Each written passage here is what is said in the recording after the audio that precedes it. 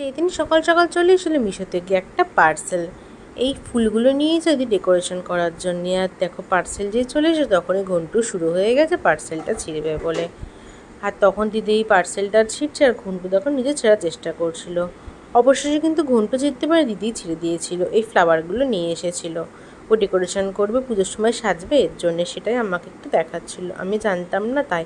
আর ঘন্টু দেখো কেমন অস্থির হয়ে যাচ্ছে ভেতরে কী আছে দেখার জন্যে। মালাগুলো কিন্তু খুব সুন্দর এসে, যখন দিদি ডেকোরেশন করবে তখন অবশ্যই তোমাদের সাথে শেয়ার করব।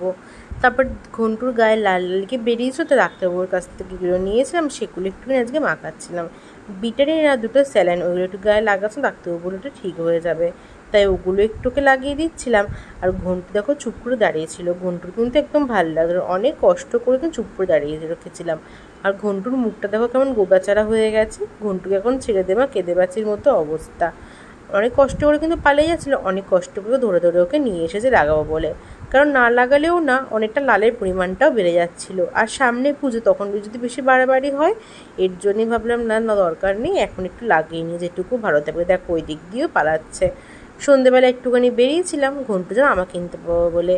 আর মায়ের দুর্গাটা করে প্রতিমা দেখতে পেয়ে কিন্তু মনটা কিন্তু সত্যিই খুব খুশি হয়ে গেছিলো। ফার্স্টে ভেবেছিলাম ভিডিও করবো না, তাই আর কোনো ভিডিও বানাইনি, শুধু এইটুকুনি ভিডিও ক্লিপ নিয়েছি। আর ঘন্টুর জন্য নিয়ে এসেছিলাম এই জামাটা না ঘন্টুর গায়ে ছোটো এসেছে, কিন্তু কালারটা কিন্তু খুবই সুন্দর হয়েছিল। পরের দিন যাচ্ছিলাম ঘন্টু জামাটা চেঞ্জ করতে যেতে, আর ঘন্টু দেখো ব্যাগটা নিয়ে কেমন শোকাঝুঁকি শুরু করে দিয়েছে। আর এই সময় শপিং মলে যা ভিড় কী আর বলবো। আমরা কিন্তু অনেক পছন্দ করে ঘন্টুর জন্য জামাটা নিজের পরে দেখাচ্ছি। আর শপিং মলে কিন্তু ছিল ঠিক সেই এইরকম ভিড়। দিদি গেছিলো বিল কাউন্টারে, আর আমি আর মা ওই দিকটাতে দাঁড়িয়েছিলাম। আর এত গ্যাঞ্জবাড়ির মধ্যে যেন এসিগুলো যেন কাজ করছিল না, সত্যিই খুব গরম লাগছিলো, একদম ভাল লাগছিল না।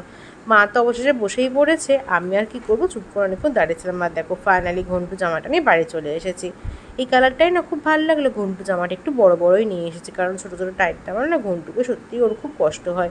আজ ভিডিওটি কিন্তু এখানেই শেষ করে দিলাম, দেখাবে অন্য কোনো ভিডিও, ততক্ষণের জন্য